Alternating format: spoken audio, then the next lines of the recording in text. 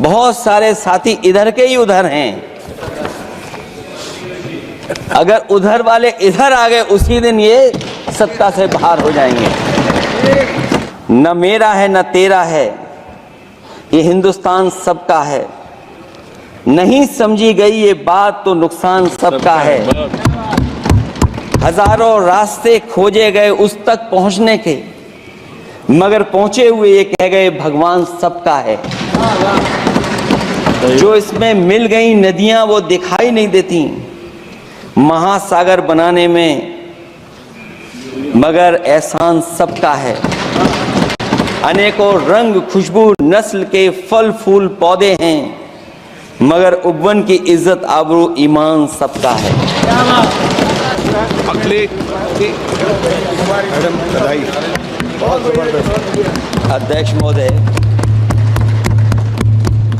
अध्यक्ष महोदय, मैं आपका धन्यवाद देना चाहता हूं।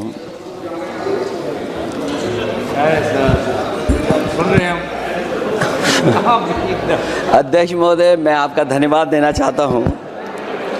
साथ ही साथ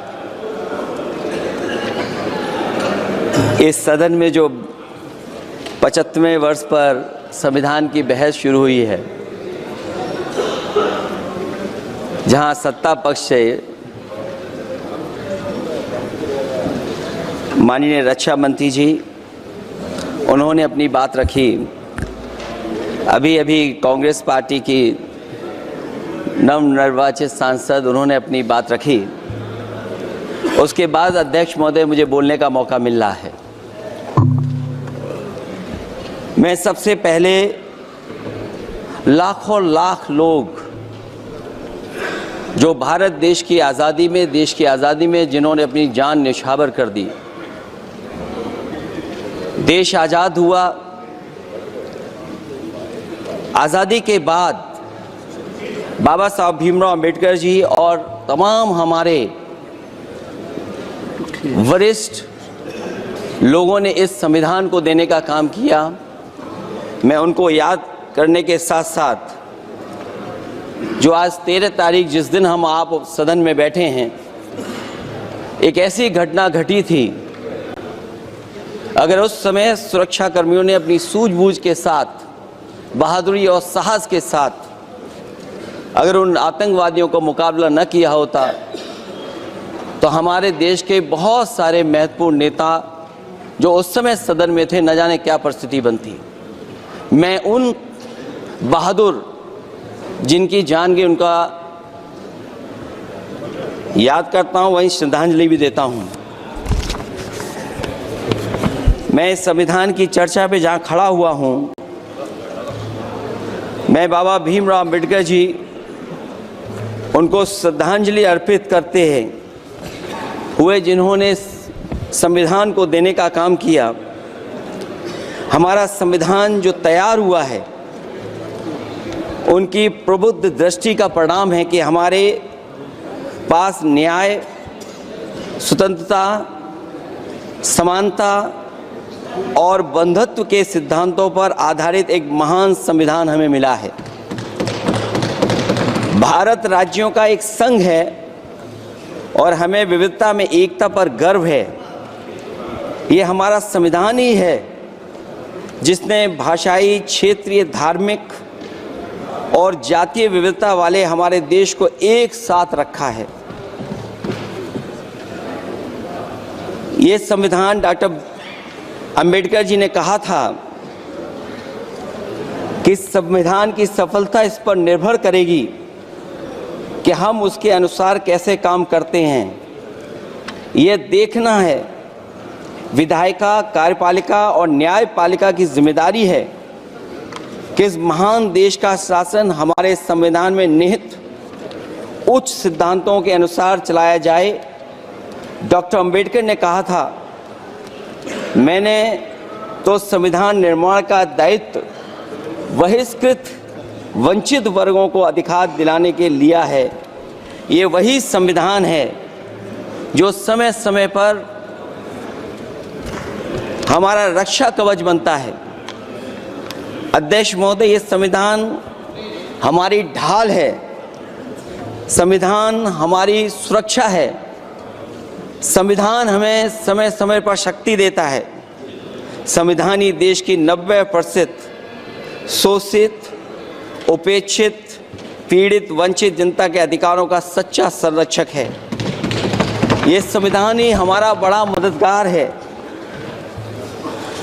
इसलिए ये हमारे जैसे लोग और देश के कमजोर लोगों के लिए और खासकर पीढ़ी के लिए संविधान की रक्षा जन्म मरण का विषय है। संविधान ही लोकतंत्र की प्राणवायु है और जहां बाबा साहब भीमराव अम्बेडकर जी ने इतना शानदार अच्छा संविधान दिया, वहीं डॉक्टर अम्बेडकर ने स्पष्ट कहा था, जो हमारे माननीय मंत्री जी ने भी सत्ता पक्ष से वो बात रखी और कहा था, संविधान कितना भी अच्छा हो, यदि उसे लागू करने वाले लोग अच्छे नहीं होंगे तो परिणाम अच्छे नहीं निकलेंगे। इसलिए अध्यक्ष महोदय, इस संविधान पर लगभग 75 वर्ष में के बाद भारत की संसद में फिर चर्चा हो रही है। मैं कई महत्वपूर्ण बिंदुओं पर अपनी बात को रखना चाहूँगा। अध्यक्ष महोदय, हमारे संविधान की प्रस्तावना संविधान का निचोड़ है।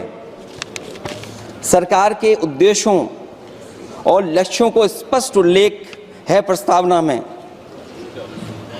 मैं प्रारंभ करता हूं संपूर्ण प्रभुत्व संपन्न समाजवादी धर्मप्रिय लोकतांत्रिक गणराज्य से। आज अध्यक्ष जी, सीमाओं की रक्षा करना संप्रभु का प्रथम कर्तव्य है। और अध्यक्ष महोदय, जिस देश की सीमाओं की सुरक्षा में जहां पर समय समय पर सेंध लगती हो, और हमारे माननीय मंत्री जी बेहतर जानते होंगे कि कई जगह पर हमारी सीमाएं सिकुड़ रही हैं। हमारे संसदीय मंत्री राज्य अरुणाचल प्रदेश में चीन के बिल्कुल बगल में रहते हैं। अध्यक्ष महोदय ये जानते होंगे कि हमारे पड़ोस में कितने गांव बस गए हैं, न जाने कितना वहां पर गांव की तरह घर बसा दिए गए हैं। लद्दाख की तरफ अभी दोनों देशों की सेनाएं पीछे हटी हैं। हम अपनी सीमा में ही पीछे हटे हैं और चीन जो हमारी सीमा में अंदर आ गई थी, वो हमारी सीमाओं से ही आंशिक रूप से पीछे हटी है। और अध्यक्ष महोदय, उस सीमा के पास एक रिजांगला मेमोरियल बना था। हमारे सरकार के लोग ये जानते होंगे कि जिस समय ये बात उठी लद्दाख को लेकर के, उस रिजांगला के मेमोरियल को तोड़ दिया गया। आज वो रिजांगला मेमोरियल वहां नहीं है।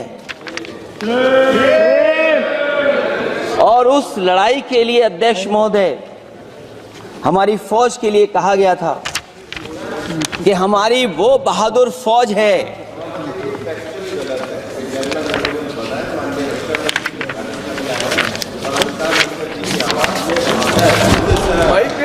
अध्यक्ष महोदय, यही तो फर्क है। कहां पर था, कहां पर बना अब। और अध्यक्ष महोदय, मैं सरकार को बताना चाहता हूं, अध्यक्ष जी, मंत्री जानते होंगे, मंत्री जी, केवल 12 किलोमीटर सड़क बनी थी और पड़ोसी देश ने क्या क्या नहीं कहा गया। और वो समय आएगा जब हमें मानसरोवर और कैलाश पर्वत पे जाने के लिए भी वो देश हमें रोकने लगेगा। तो हमारी आज 75 साल बाद सीमाएं कितनी सुरक्षित हैं। क्या लद्दाख की वो फिंगर्स जहां पर हम पहले थे, क्या हमारी फौज वहीं खड़ी है कि नहीं खड़ी है? अगर आप रजांगला मेमोरियल जानते होंगे तो लद्दाख की वो सीमाएं जो हमारे देश के अंदर थी, क्या हमारी सीमा वहां तक है कि नहीं है? आज नहीं है। ये देश समाजवादी गणराज्य बने। समाजवाद का सरल शब्दों में अर्थ है कि समता और संपन्नता हो, लेकिन देश में अध्यक्ष महोदय 2014 के बाद विषमता जिस तेजी के साथ बढ़ी है उसकी कल्पना भी नहीं की जा सकती है। 140 करोड़ में से 82 करोड़ सरकारी अन्न पर जिंदा हैं। अध्यक्ष महोदय, जो देश को ये कहते हो कि हम दुनिया की सबसे तेज रफ्तार पे चलने वाली अर्थव्यवस्था बनने जा रहे हैं, 3 पर पहुंच गए और ऊपर जाएंगे। मैं सरकार से कहना चाहता हूं कि जब 82 करोड़ सरकारी अन्न पर जिंदा हैं और दूसरी तरफ देश की संपूर्ण संपत्ति के 2/3 हिस्से पर कुछ परिवारों का कब्जा है, अगर सरकार में ये बहादुरी और हिम्मत है तो इस 60% गरीबी के रेखा से नीचे रहने वाले लोगों की पर कैपिटा इनकम क्या है? अगर आपकी अर्थव्यवस्था ऊंचाई पर जा रही है तो हमारे जो गरीब लोग हैं, जो 60% गरीब लोग हैं, उनकी पर कैपिटा इनकम क्या है? और जहां समय समय पर सरकार अपने आंकड़े देती है, कम से कम ये आंकड़े भी दे दे कि गरीबी रेखा पर जो नीचे रहने वाले लोग हैं उनकी पर कैपिटा इनकम क्या है।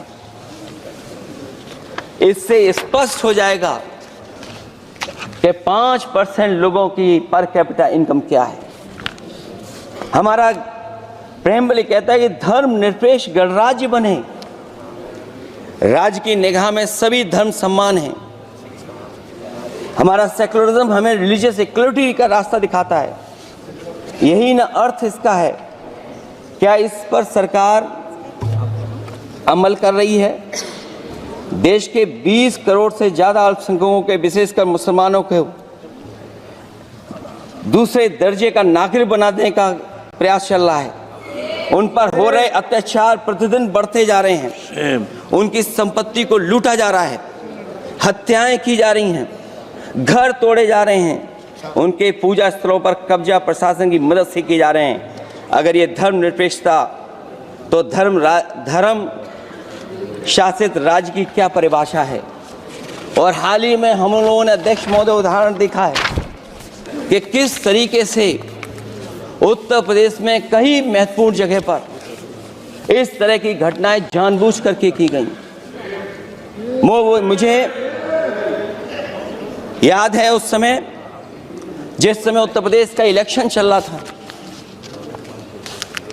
बहुत से लोगों को वोट डालने का अधिकार जिनको था, उनको अधिकार से रोका गया और जो लोग वोट डालने जा रहे थे उन्हें डराया धमकाया जा रहा था। ऐसे इंतजाम किए गए थे कि ये वोट डालने के लिए वोट बूथ तक न पहुंच पाए। वो तस्वीरें अध्यक्ष महोदय न केवल हम लोगों ने देखी, बल्कि पूरे देश और दुनिया ने देखी होंगी कि किस तरीके से उत्तर प्रदेश की सरकार के प्रशासन के इशारे पर एक पुलिस के अधिकारी ने महिलाओं को वोट से डालने से रोका और रिवॉल्वर दिखा करके कहा कि वोट डालने नहीं जाओगे। मैं उन बहादुर महिलाओं को बधाई देना चाहता हूं कि उन्होंने परवाह नहीं की और उन्होंने कहा कि इससे कुछ जान जाने वाली नहीं, अगर जान भी जाएगी तो हम वोट डाल करके आएंगे। क्या यही लोकतांत्रिक गणराज्य है? सच्चे लोकतंत्र में जनता श्रद्धापूर्वक मतदान के माध्यम से अपनी सरकार चुनती है। क्या हम सही अर्थों में लोकतांत्रिक व्यवस्था में जी रहे हैं, जहां सरकार मशीन और सरकारी मशीनरी के जरिए जहां चाहे अपनी सरकार बना लेती है, जनता के मत का कोई अर्थ नहीं रखे हैं, वह लोकतंत्र नहीं कहा जा सकता है। यह व्यवस्था जब तेजी से लोकतंत्र में तानाशाही की तरफ बढ़ रही है, हिटलर ने भी तो जनता द्वारा चुने जाने के बाद संविधान में संशोधन करके तानाशाही कायम कर दी थी। हमारी सरकार भी उसी के समांतर चलने का प्रयास कर रही है। अध्यक्ष महोदय, प्रस्तावना में अध्यक्ष महोदय सामाजिक, आर्थिक और राजनीतिक न्याय दिलाने की बात है। अध्यक्ष महोदय, मैं जब सरकार की तरफ से माननीय मंत्री जी को सुन रहा था, उन्होंने जाति जनगणना को लेकर के कहा कि जाति जनगणना कराना चाहे तो करा लें। हम लोग तो उस पक्ष के धर लोग हैं, अगर आप करा सकते हैं तो आप कराइए। नहीं अध्यक्ष महोदय, जब कभी भी हम लोगों को मौका मिलेगा तो जाति जनगणना कराने का काम हम लोग करेंगे। सामाजिक न्याय समाज के अनुसूचित जाति, अनुसूचित जनजाति और अन्य पिछड़े वर्गों को न्याय दिलाने का बड़ा अस्त्र आरक्षण था, उसे समाप्त कर दिया गया है। आउटसोर्सिंग और कॉन्ट्रैक्ट बेसिस पर थोड़ी बहुत नौकरियां जो दी जा रही हैं, उनमें दलितों और पिछड़ों का कोई आरक्षण नहीं है। शिक्षण संस्थाओं और विश्वविद्यालय में प्रोफेसर्स और वाइस चांसलर के चयन के समय इनके आगे लिख दिया जाता है, एक नया शब्द का इजाद हुआ, NFS, नॉट फाउंड सुटेबल।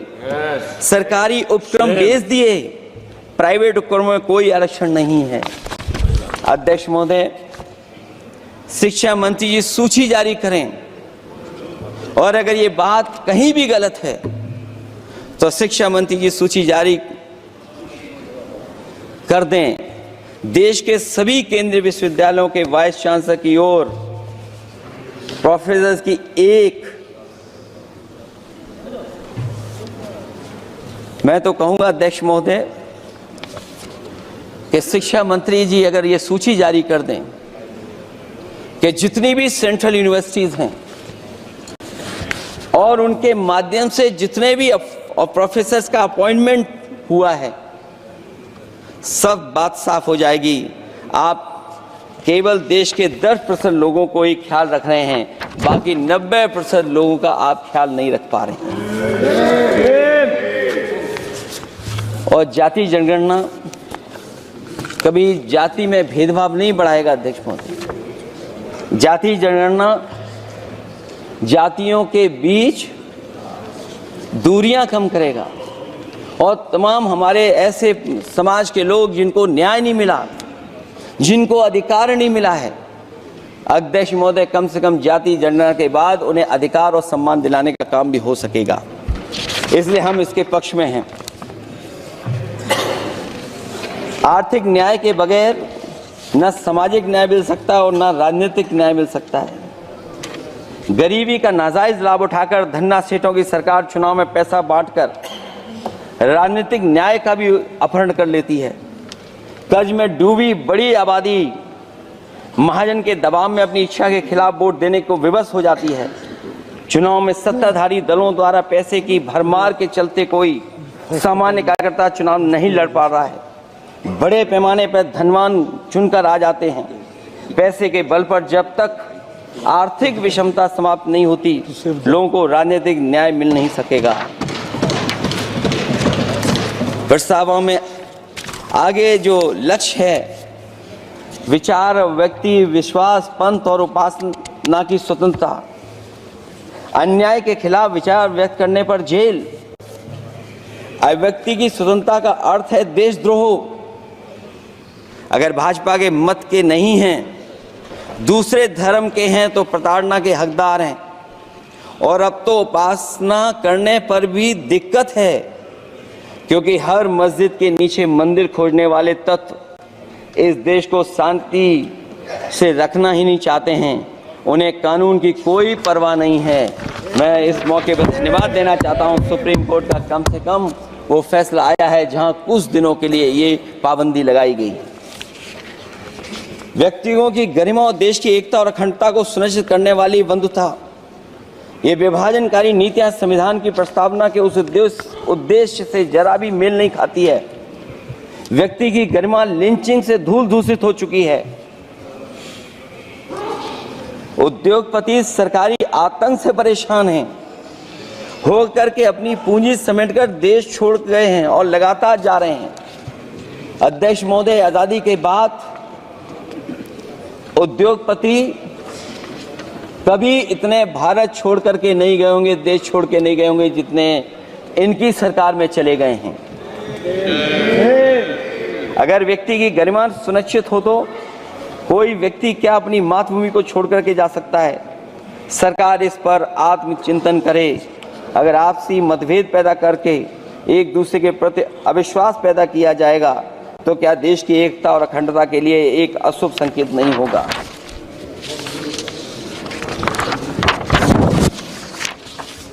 अध्यक्ष महोदय,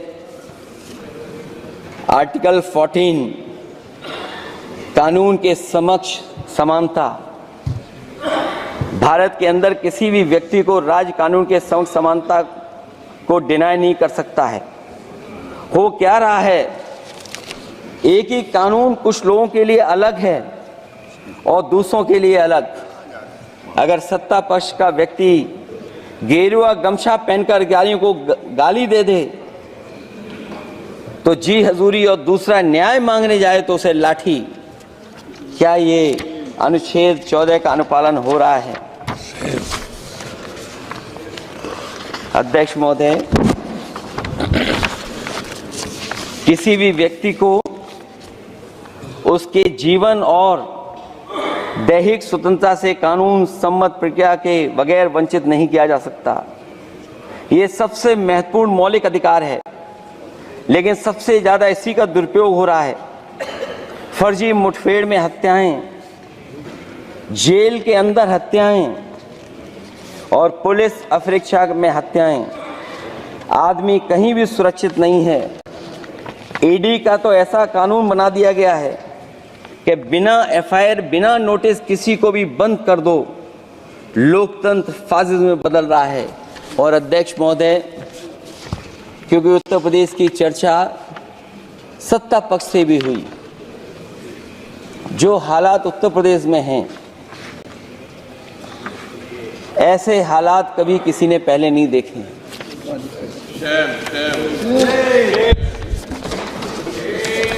जहां पर कानून की समय समय पर धज्जियां उठ रही हैं। और अध्यक्ष महोदय, केवल एक घटना नहीं मैं कहना चाहता हूं, ऐसी तमाम घटनाएं हैं जिनके बारे में मैं कह सकता हूं। आजादी के बाद अगर हम 75वें वर्ष में इस बात पर चर्चा करें संविधान पर, और आए दिन लोगों को न्याय मांगने के लिए आत्मदाह करना पड़े, तहसील हो वहां पे आत्मदाह, जिलाधिकारी हो वहां पे आत्मदाह, न्याय मांगने के लिए अगर मुख्यमंत्री आवास में जाना पड़े वहां पे आत्मदाह। सोचिए हम किस दिशा में जा रहे हैं। और अध्यक्ष महोदय, किसने नहीं देखा कि टीवी पे चलते हुए लोगों की जान ले ली गई? लाइव देखा है सबने। ये कहां का न्याय है? न केवल वो, बल्कि पता नहीं अध्यक्ष महोदय, हमारा प्रदेश कस्टोडियल डेथ में सबसे आगे जा रहा है, महिलाओं के उत्पीड़न में सबसे आगे जा रहा है। ये मैं नहीं कह रहा हूं, अध्यक्ष महोदय, ये सरकार के आंकड़े बता रहे हैं। और न केवल इन चीजों में आगे जा रहा है, बल्कि आजकल जो नए जमाने का डिजिटल इंडिया है, अगर साइबर अपराधों में सबसे आगे कोई प्रदेश दिखाई दे रहा है तो वो उत्तर प्रदेश दिखाई दे रहा है। ये अलग बात है अध्यक्ष महोदय कि कभी कभी जो डबल इंजन की सरकार चलने वाले जो दावा करते थे, पहले इंजन टकराते थे, अब तो डब्बे भी टकराने लगे हैं। Double engine single driver.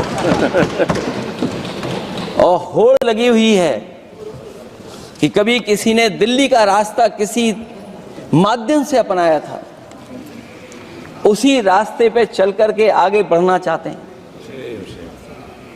इससे खराब इस लोकतंत्र में और क्या हो सकता है? जिन लोगों ने ये कहा हो कि हम नौकरियां दे देंगे, आज नौकरियां कहां हैं, रोजगार कहां हैं? और अध्यक्ष महोदय, अगर वादा किया जाए नौकरी और रोजगार का, इन्वेस्टमेंट का, और सपने बड़े दिखाए जाएं, ये बात मैं इसलिए कह रहा हूं कि माननीय मंत्री जी भी उसी प्रदेश से आते हैं, प्रधानमंत्री जी भी उसी प्रदेश से आते हैं। आज कई मायनों में, कई आंकड़ों में उत्तर प्रदेश पीछे दिखाई दे रहा है, जहां रोजगार के सवाल पर जो सरकारी नौकरियां इसलिए नहीं क्योंकि आरक्षण न देना पड़ जाए, इसे सरकारी नौकरियां नहीं हैं। आए दिन पेपर आउट, पेपर लीक, न केवल पेपर लीक है बल्कि जानबूझ करके पेपर लीक कराया जाता है जिससे कि परीक्षा रद्द की जा सके। और जो अग्निवीर वाला सवाल था वो आज भी वैसा ही का वैसा है। हम लोग अग्निवीर वाली व्यवस्था कभी स्वीकार नहीं कर सकते हैं। जो पहले भर्ती जैसी होती थी अध्यक्ष महोदय, अगर वैसी ही भर्ती होगी तो हमारी सीमाएं और सुरक्षित होंगी, हमारे और नौजवान जाकर के देश की असली पक्की वर्दी पहनने का काम करेंगे। ये अध्यक्ष महोदय कैसी चर्चा संविधान की जो है बिना प्रधान की।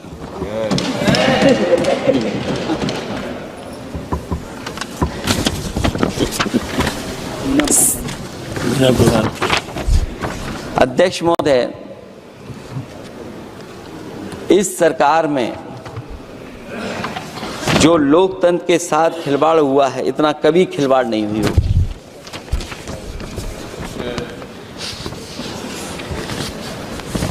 संविधान को परतंत्र बनाकर जो लोग राज करना चाहते हैं, उनके लिए आज़ादी का अमृतकाल सिर्फ एक जुमला है। और अंत में मैं सिर्फ एक ही बात कहना चाहता हूं कि संविधान बचेगा तो न्याय बचेगा, और न्याय बचेगा तभी सबको बराबर मान सम्मान, सबको बराबर मौके मिलेंगे, भेदभाव भी मिटेगा। और भेदभाव का भाव भी इसलिए आज फिर से संविधान को बचाने के लिए एक और करो या मरो आंदोलन की जरूरत है। इसलिए अध्यक्ष महोदय, हम आपको भरोसा दिलाते हैं, पिछले चुनाव में भी बहुत सारे सत्ता पक्ष के माननीय लोग ये कहते थे कि हमें इतनी सीटें मिल जाएंगी तो हम संविधान बदल देंगे। अध्यक्ष महोदय, मैं आपके माध्यम से जनता का धन्यवाद देना चाहता हूं कि उन्होंने 400 पार के नारे को गिरा दिया और विपक्ष को इतनी ताकत दे दी कि इनकी जो सपना था संविधान बदलने को, सपने को तोड़ने का काम किया। अध्यक्ष महोदय, बहुत सारे साथी इधर के ही उधर हैं, अगर उधर वाले इधर आ गए उसी दिन ये सत्ता से बाहर हो जाएंगे। अध्यक्ष महोदय, आखिरी में मैं कुछ लाइनें कहकर के अपनी बात खत्म करना चाहता हूं। न मेरा है न तेरा है, ये हिंदुस्तान सबका है, नहीं समझी गई ये बात तो नुकसान सबका है। हजारों रास्ते खोजे गए उस तक पहुंचने के, मगर पहुंचे हुए ये कह गए भगवान सबका है। जो इसमें मिल गई नदियां वो दिखाई नहीं देती महासागर बनाने में, मगर एहसान सबका है। अनेकों रंग खुशबू नस्ल के फल फूल पौधे हैं, मगर उगवन की इज्जत आबरू ईमान सबका है। हमें उम्मीद है कि इस चर्चा के बाद बाबा साहब भीमराव अम्बेडकर जी का दिया हुआ संविधान को बदलने का सपना नहीं देखा जाएगा। साथ ही साथ डॉक्टर राममनोहर लोहिया, जिन्होंने समाजवादी आंदोलन का रास्ता दिखाया, नेताजी ने जो संघर्ष कर करके हम लोगों को उस जगह पहुंचाया, वहीं लोकनायक जयप्रकाश जी ने इस देश को आगे बढ़ाने के लिए समय समय पर संपूर्ण क्रांति का आह्वान देकर के जागरूक किया। मैं उन सबको याद करते हुए एक बार फिर अध्यक्ष जी आपका बहुत बहुत धन्यवाद देता हूँ।